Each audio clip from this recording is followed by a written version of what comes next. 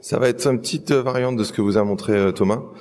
C'est intéressant parce qu'on a des réflexions différentes, similaires avec Guillaume. Donc pareil, vous voyez le cas avec une arthrose interne, une laxité antérieure chronique, l'IRM qui confirme les lésions et le croisé qui est absent. Nous, on aime bien aussi garder le ligament croisé pédiculé parce que c'est vrai que c'est des patients qui ont en général un peu plus âgés que ce qu'on fait sur nos croisés et la tenue au niveau du tibia est quand même souvent un peu plus difficile à obtenir parce que l'os est de moins bonne qualité. Alors on garde le principe de faire les tunnels de dehors en dedans, hein. On est à Lyon, donc c'est quand même, ça reste le gold standard. Et moi je passe pas la greffe, je fais mes tunnels et ensuite je vais faire toute mon uni et je vais passer ma greffe après. Je vous expliquerai pourquoi. Je trouve que c'est un petit peu risqué. Je contrôle où est mon tunnel. On voit très bien une fois qu'on a ouvert et qu'on commence à mettre en place nos capteurs de chirurgie robotique. Et ça, c'est de la chirurgie robotique assez classique avec un scanner préopératoire. Et on va pouvoir positionner en restaurant complètement l'anatomie. On peut contrôler la pente. On essaye de garder cette pente. Et surtout, vous voyez ici, c'est ça qui est très intéressant, c'est qu'on peut vérifier avec cette imagerie guidée sur scanner, où est le tunnel. Et là, j'ai fait aucune coupe pour l'instant. Et on se rend compte effectivement que le tunnel, il va être, on va dire de façon assez systématique, légèrement en conflit avec la coupe tibiale. Donc, effectivement, on a l'option de le mettre en position centrale pour éviter ça, mais du coup, on est dans une position qui va être moins optimale sur le plan anatomique.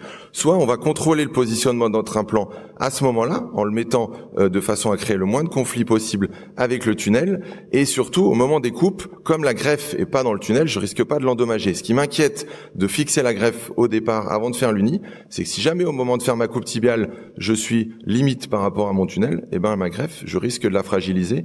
Et en plus, comme le disait Guillaume, comme on mobilise, et Thomas l'a dit aussi, comme on mobilise le genou dans tous les sens, on risque de la détendre un petit peu. Alors si vous avez l'option de la retendre à la fin, c'est certainement une bonne option. L'autre option, et c'est celle que nous on préconise, c'est de fixer la greffe une fois qu'on a mis en place les implants d'essai, et je vous montrerai comment. Donc on visualise que notre planning ne va pas poser de problème avec le positionnement du tunnel, les points de contact, Thomas vous l'a bien montré, et ça c'est très intéressant aussi, on va définir finalement l'équilibrage idéal avec notre uni.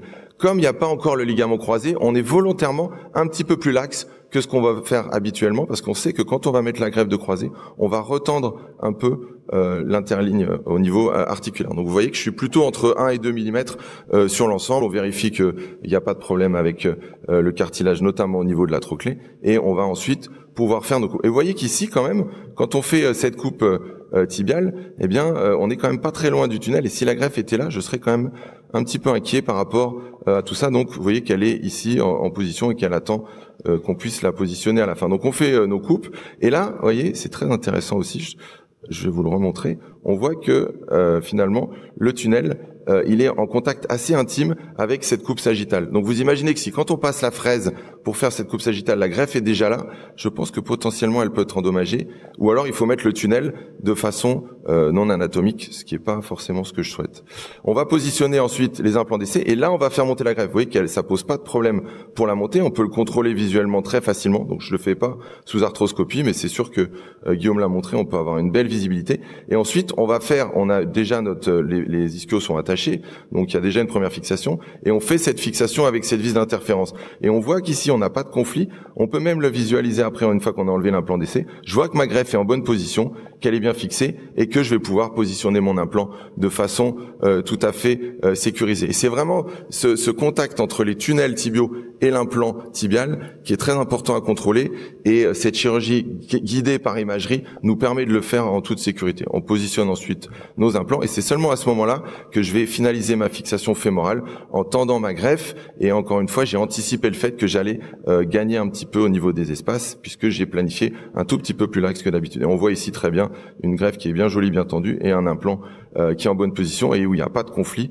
puisque encore une fois ça a été anticipé. La vis est un petit peu plus distale, et une radio de contrôle, je pense, assez satisfaisante. Donc le message de tout ça, c'est utiliser la technologie vous permet de contrôler les différents paramètres avant de faire les coupes et d'éviter de fragiliser cette greffe, parce que c'est clairement un des risques quand on fait cette chirurgie combinée, c'est d'avoir un positionnement ou une tension de la greffe du ligament croisé qui ne soit pas optimale. Et je trouve qu'avec cet artifice, on est dans une zone de sécurité contrôlée. Je vous remercie.